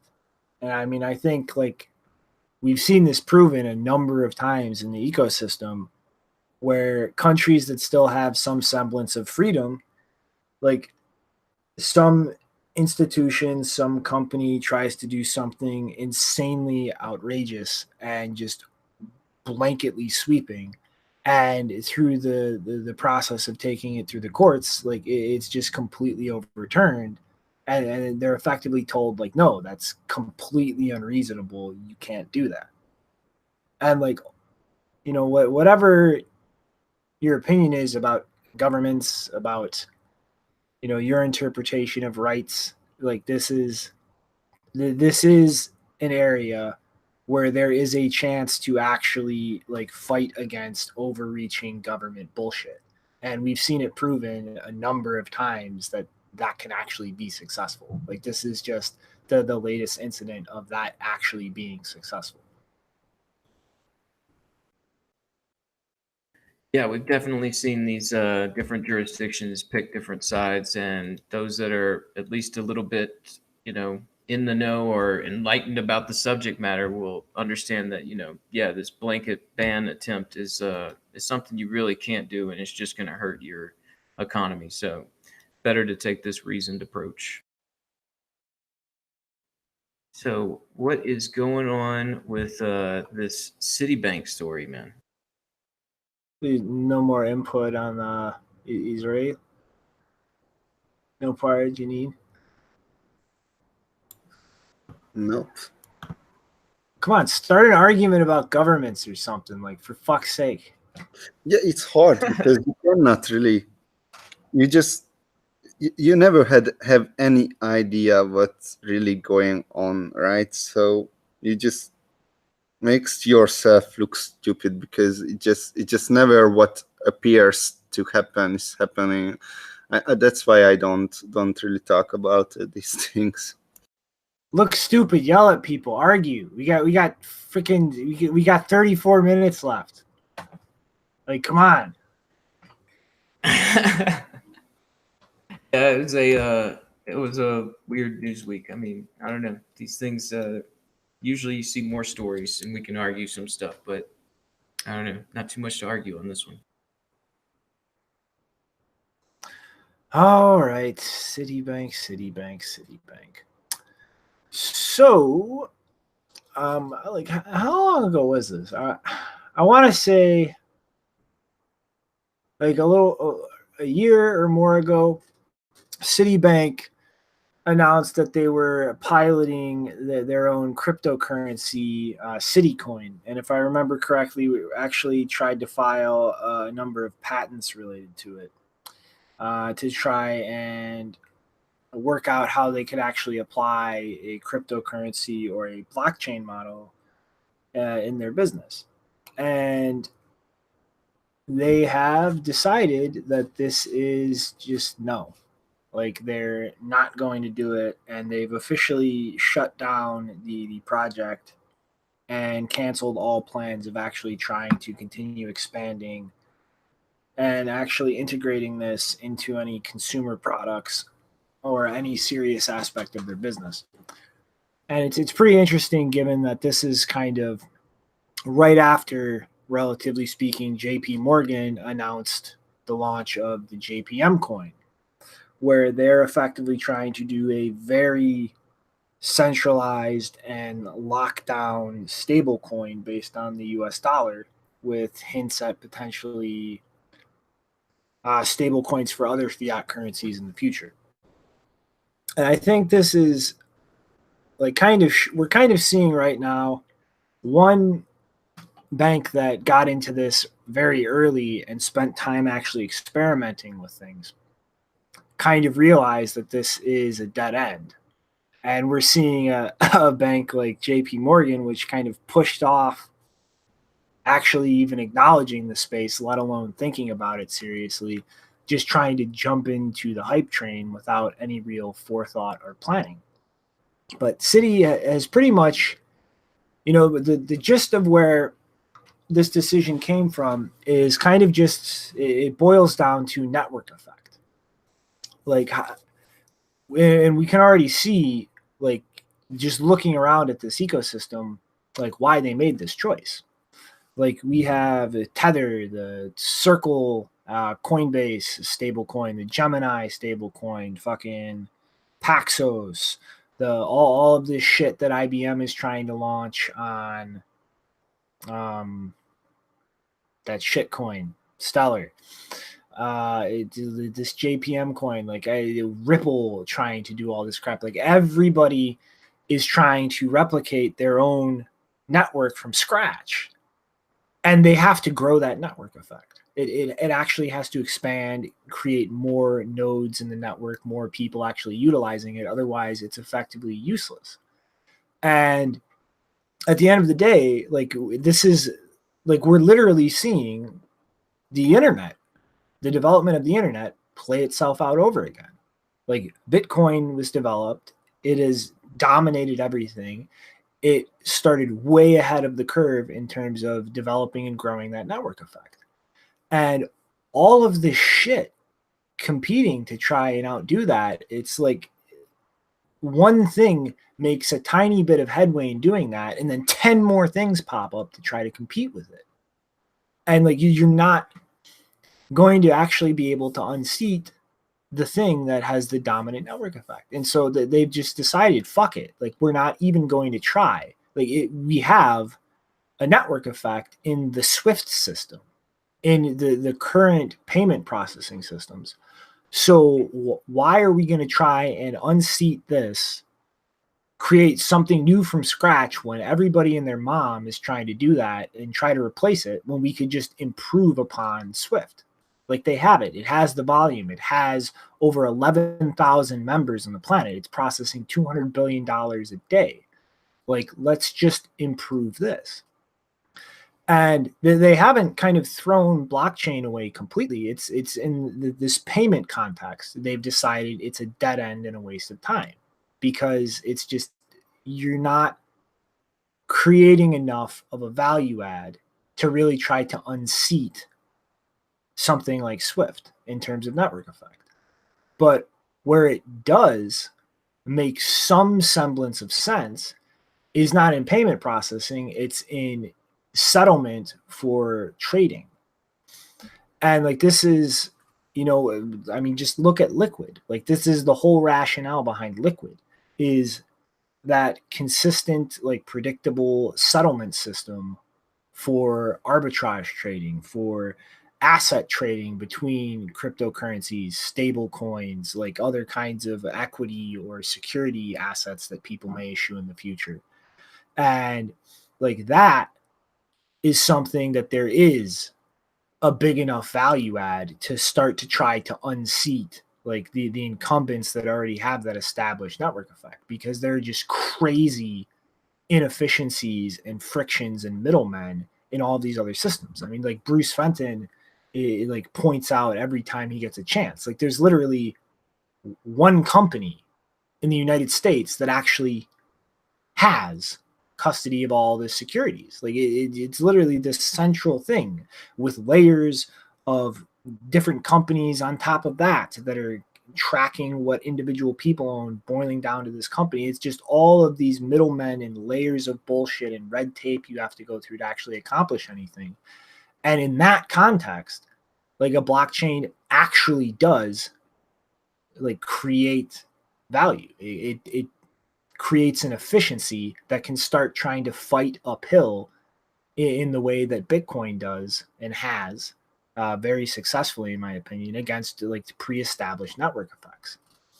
And so like it's like this, I think, is like it's all just about trajectories and where you are on that trajectory. And I think inevitably, like all of these banks attempting to blockchain payments, like they're going to wind up here.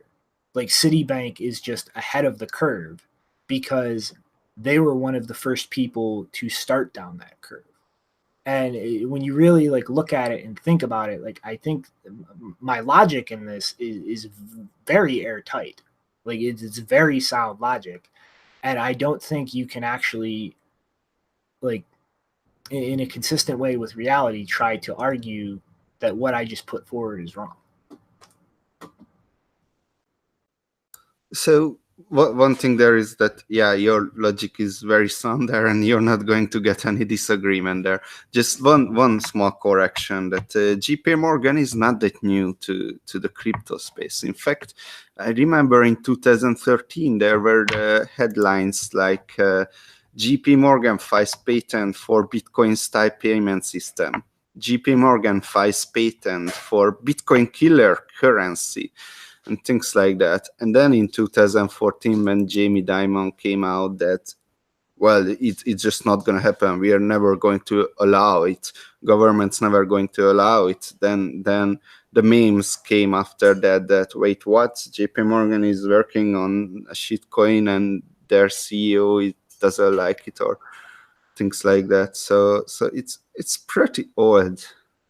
Yeah. Well, it's but like their involvement was like just throwing patents at the wall, and then like their involvement with R3, which was just throwing money at somebody else and going do something. Like Citibank pulled out of R3 and things like that very early, and actually started building things and testing things in-house, like not just throwing things at the wall and seeing if something sticks. Like, you know what I mean? Like, and then like I wasn't really trying to speak to like their presence in the space at all, but just like actually doing something concrete. Yeah, makes sense. Yeah, I mean, it was kind of surprising to see that Citibank had gone into all this and come to this conclusion. I mean, like you're saying, I mean, they kind of put in the work to recognize that most of the systems that they have built out to, do these payment networks can handle what they're trying to do. And this whole blockchain thing is just a open payment system that, if they try to compete, then they just can't grab the network effects that have already been gobbled up from Bitcoin and that continue to grow. So, yeah, you'll always kind of be in that second race, now like third, fourth, fifth race, like somebody, I mean, there's the races everywhere now to be different things, but for sure, like their old Swift system and just reworking that sounds like they actually, looked into it and came to the proper conclusion. I don't know how long it'll take other banks to do that. I mean, it's really just like how much money are they going to burn, and how much time are they willing to waste just beating a dead horse for PR purposes? Like it doesn't, like I said when we were talking about the IBM thing, like if you're not trying to remove control to some degree from stuff, then there's literally no reason for a blockchain. Like that's the whole point of a blockchain, is to start stripping away different like amounts or things that an entity has control over in the operation of a system. And like the kind of shit JP Morgan is doing, like they're doing the exact opposite. They're trying to replicate all of the control that they have in the legacy system. Like there's no point to it. You're just adding inefficiencies for no reason. Yeah, let's see how much money they burn. I mean, like, some people are saying like, oh, they're all going to do it. And, like, hey, they're going to burn more money. It's just going to hurt them quicker. So, I mean, they'll eventually either learn or, go the way of the dodo bird. All righty, Janine, I demand a comment. We've successfully gotten ourselves down to 22 minutes left. I demand a comment on this. We're getting that last 2 minutes on this topic. The sexy robot. What topic are we on right now? JP, or no, not JP. Citibank killing their crypto projects in favor of trying to improve Swift. I mean, that's predictable. That's my only comment. Damn it, 2 minutes. I said 2 minutes. I demand 2 minutes of commentary. I mean, I have commentary on a different topic not related to this. That's probably not allowed. Too bad. Okay, I have not slept. I am not taking no for an answer. 1 minute now. 1 minute of commentary on this. That's not how Janine works. It is today. You should read the Okay, manual. so doing this, I sometimes see people commenting that I don't talk enough because like you're not giving me the opportunity to speak, and so I would just like to use this opportunity to speak to say that no one is preventing me from speaking. It's just that I haven't looked at a bunch of these stories, or I have looked at them and I don't have additional commentary. So nothing. It's unacceptable. You left at least like 20 or 30 seconds of dead space. Oh god. Fake Toshi is a fraud. Oh man, yeah, that'll work. I mean, I'll just do the uhs until we get to this minute is undone. Done. All right. Fascist fist down. We're moving on. So, Grubles has brought something pretty fucking awesome to Twitter's attention, which caught my attention. There is apparently a blog post on the lightningmerchant.com site to set up a full node and C Lightning instance on an Android phone. And so this is going to require some technical know-how. So if you are not comfortable with both the command line and the possibility that you can break something, this is not for you. But you can actually root Android and set up a Linux Crute instance, and you do require an SD card capable of holding the entire blockchain because C Lightning does not have pruned node support right now. But you can just kind of copy a data directory onto the SD to bypass the bootstrap phase, because that is a gigantic pain in the ass, as I can attest to. It took me like 2 weeks, if I remember correctly, to bootstrap a node on my phone with AB Core. And that battery will get very hot, and it will probably thrash the shit out of your SD. So definitely take that shortcut if you can. But he also has some Python servers to expose the RPC for C Lightning and Bitcoin. And he's got Lightning Charge and Nano POS running on there. Those are two of the things that came out of Blockstream's Week of Lightning, if you guys remember us talking about that.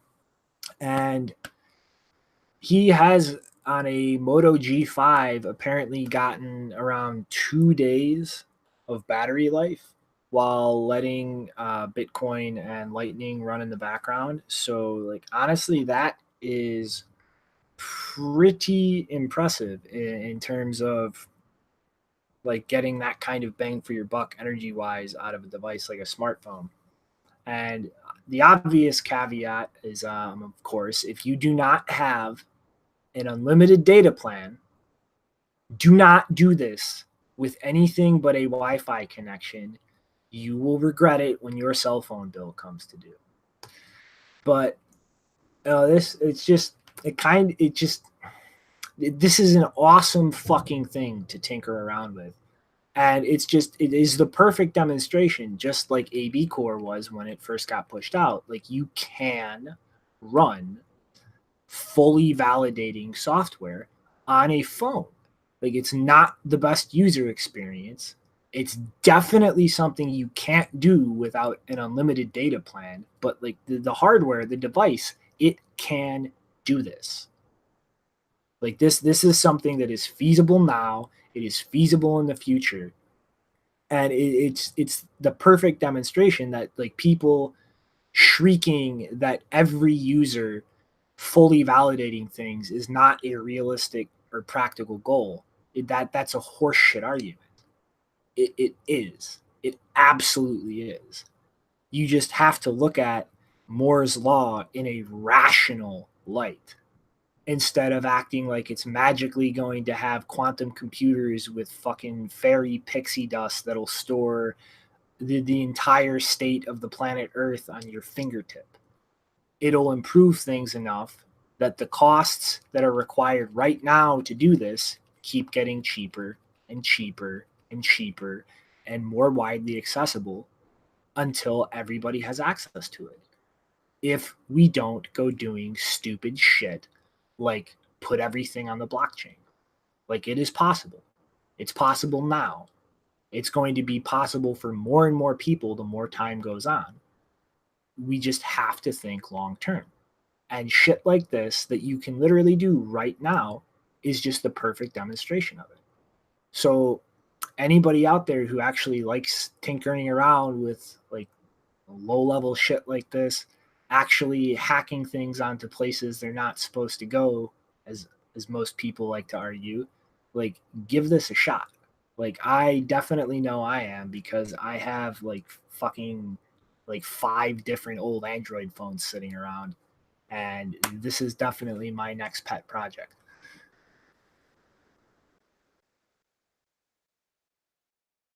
Yeah, man, it's pretty cool to see a fully validating mobile device. I mean, like, that's one of these things that, you know, people have been saying it's like a unicorn out here. Like, how are you going to get this thing into a way where you could fully verify these payments from your smartphone? And I mean, like, here we go. We have it set up. I, you know, wish I had all the little pieces together. I'd definitely throw it. I've got like, I do have an extra Android phone sitting around somewhere. I don't know if it's going to have all the specs, and I might need to. I don't even know if it's got one of those SD card holders. I'm going to have to check. But definitely does look fun. Looks cool. This whole, you know, verification, full validation and verification on the mobile devices. That's the future, man. Going to do it through several different routes, but for sure, one of the easiest ways to make sure that's possible is to, like you're saying, you know, just be tenable about this development and not go a little too crazy about it. Any one thing jumping on the blockchain. Bilbara, I know you have some thoughts in that brain. Yeah, but you don't want to hear it. God damn it, we have 4 minutes on this topic. You will fill this airtime. Okay, so I didn't want to say anything because I respect how much they worked on it. But over time, as I'm getting older and older, I have much less, what would you say? I have less and less tolerance for hackers.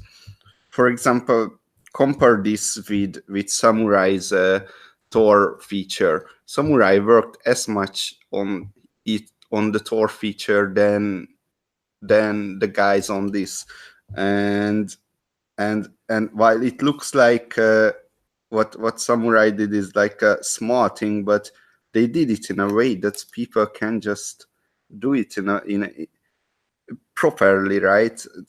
And man, like releasing software and all this shit, you can just, if you're a developer and you are looking to build quickly something to make headlines, I guess that's a way to.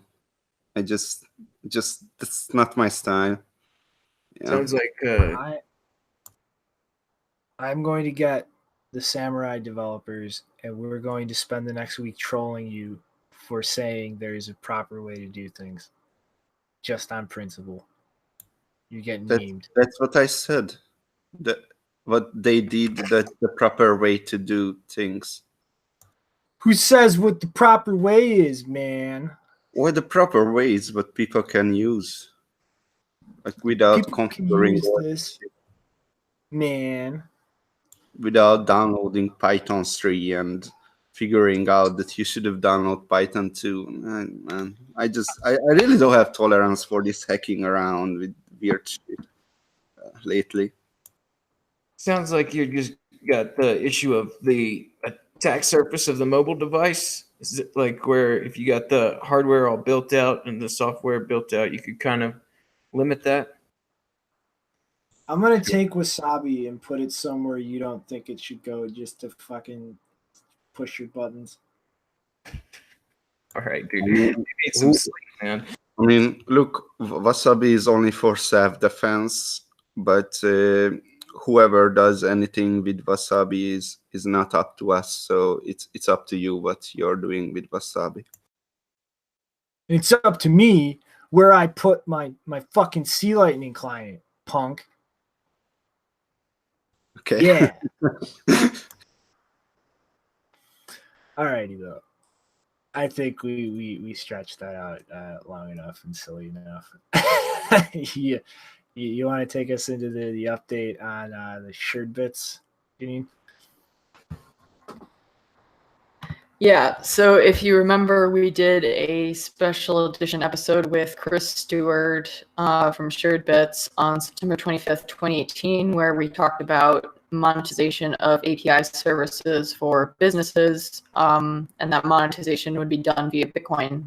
2 days ago, they announced the release of their Crypto Futures API, which will plug into the Lightning Network in addition to their other API services. And they say, this new service will enable users to query for futures contracts data using our standard channels, tickers, trades, and books. Our initial release will have BitMEX and Kraken.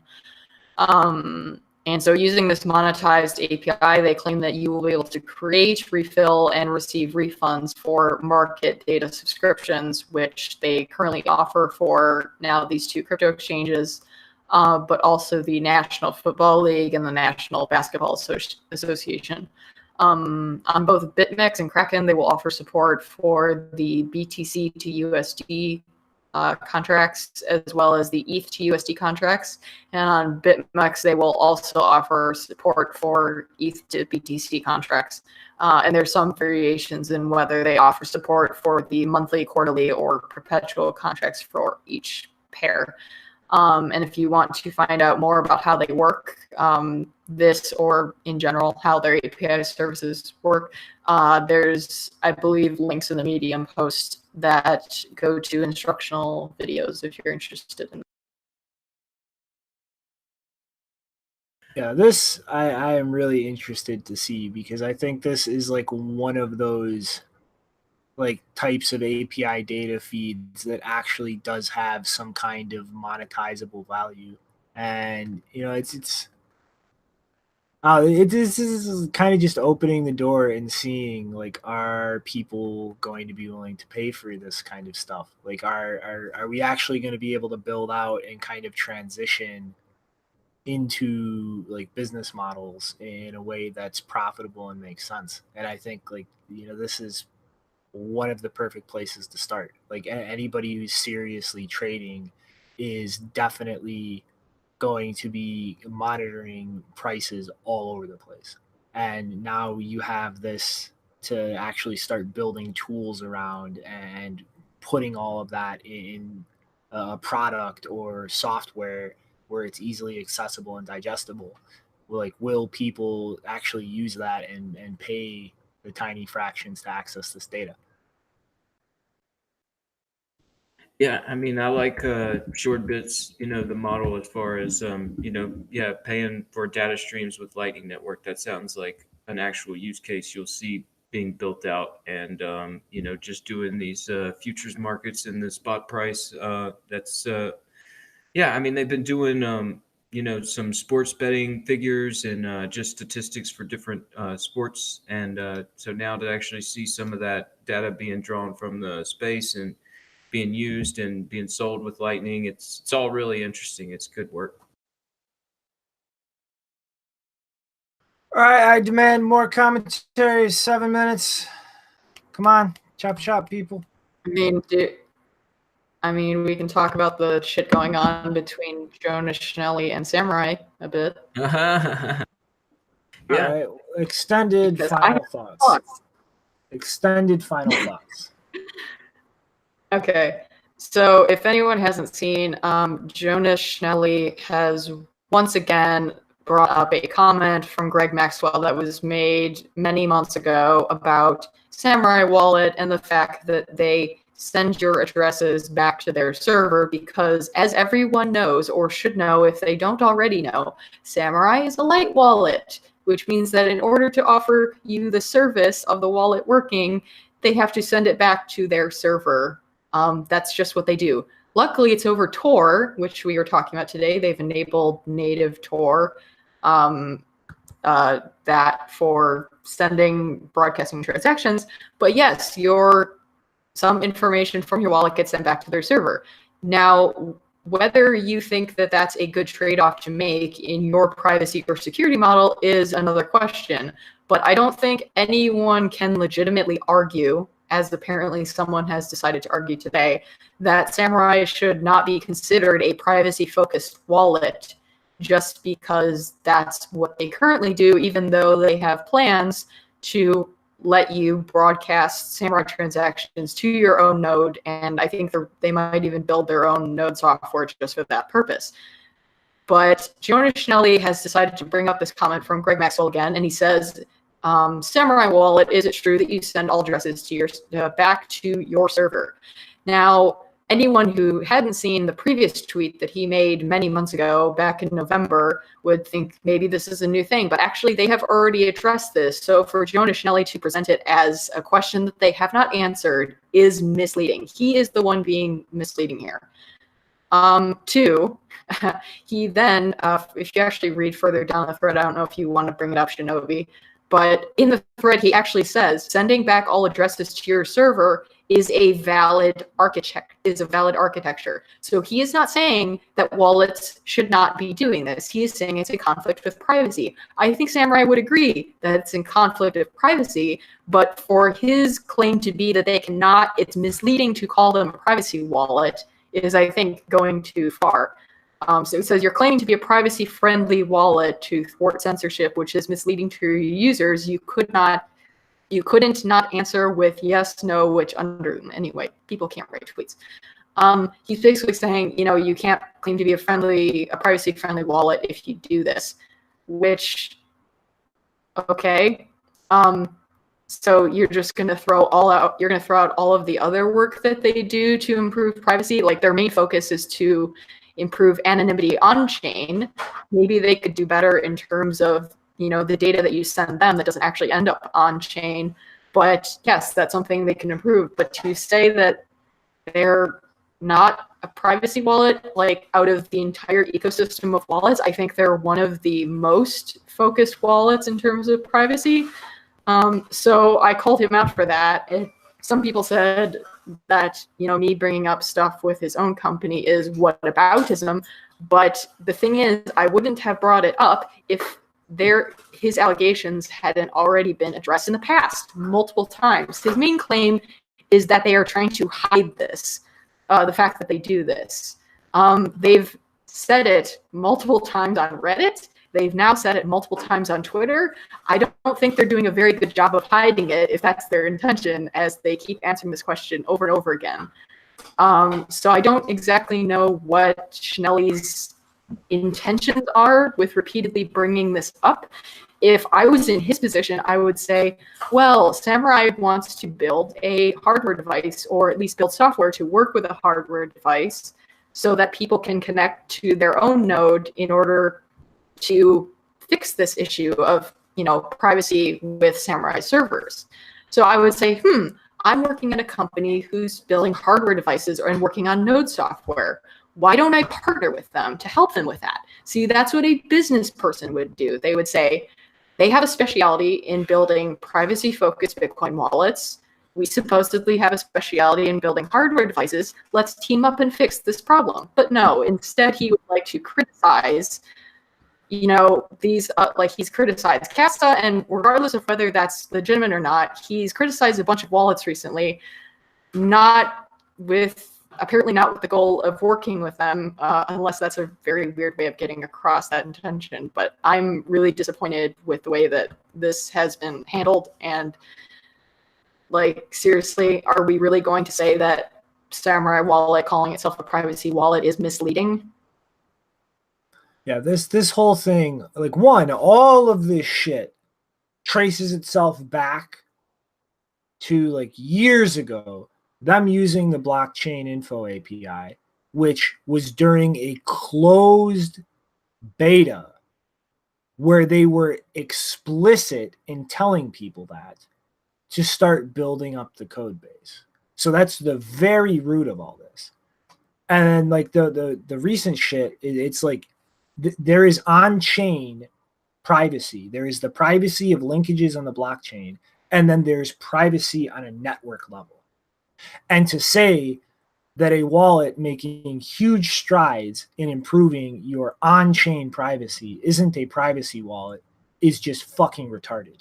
Let alone the fact that, because I don't give a shit about flipping this on Jonas, the guy who made a hardware wallet with a secure chip that literally did not even use the fucking security properties of that chip to secure the hardware wallet. The guy who made a hardware wallet with a passphrase wallet that literally just, to make the passphrase wallet, inverted the chain code with the private key in the fucking HD wallet structure, which allowed you to just query for a public key in the wallet, which is not a verified user activated thing, and gain access to the material to generate a private key. So if you queried the public keys from the main wallet, you could generate the private keys for the fucking passphrase wallet, and vice versa. So if you want to start going around talking shit about other projects based on retarded semantic games, get your own fucking shit in order first. That's how you get Trump elected. What the hell? Don't you dare talk shit about my God Emperor. Oh, man. What? I have seen the Emperor and he has no. No, he has clothes. He has a badass suit of fucking battle armor. Didn't you see him in Italy during that parade? Oh. No, actually, I saw the statue of him in New York City where he was completely naked. My point was that there was a topic at hand about someone saying something bad about something else, and then Shinobi came with, okay, but your product is more fucked up. I mean, what's the connection, right? That his criticism on its own is horseshit. And to double on top of that, you should sort your own shit out before you start criticizing other projects with horseshit. Judgment from incompetence is not good judgment. All right, though. I think that wraps that up. So any final thoughts before we call it a day? Because I need coffee or I'm going to die. Yeah, just final thoughts. Like, I know you can't load Twitter, but Julian Assange bomb, Assange misses on Twitter has been suspended for some reason, and just thought we should bring that up. Maybe get some people out there to try and spotlight that, to jack in Twitter support, to see what the hell's going on. But I don't know. That's a big one, so maybe we'll hold off. We'll see. But also just tweeting out about OpenDOM version 4 legal tenders are coming out. I don't know if you caught that, Shinobi. So that's something that's pretty cool that went on. Just a little tidbit. And last little bit is go to your meetup. And thanks, chat, for killing it today. The troll box has been active as hell. It's been fun.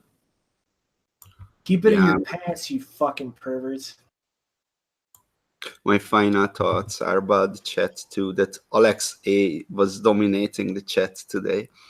And he had a compliment for Janine. I mean, this will all the respect for Janine, but I just realized that females with robot voices turn me on. What? Where? So, I don't even see that comment. Where is it? Way up. Okay, I'm missing some early comments because I don't see that. Oh well. You do kind of sound like a robot a little bit with that. But yeah, I guess Alex A, he likes that. Okay, whatever. Yes, final thought is deal with your own stuff first. And I wish we could have an episode where there wasn't swearing. Never gonna fucking happen. Yeah. All right. Alrighty, meme loading, commencing. All right, guys. I just, want to say I've noticed a big trend growing in this ecosystem. A lot of brand obsession. Got to monetize the brand. So I just want to announce that starting next Friday, we are going to officially be launching the Block Digest Snorkel. This will allow you to defend yourself against any people attempting to torture you to gain access to your private keys through either waterboarding or dunking your head in a barrel full of water. It is a foolproof way to increase the security of your Bitcoins. We're looking forward to your pre-orders, everybody, and we will see you all on Sunday. Later, everyone. Adios. Hey there.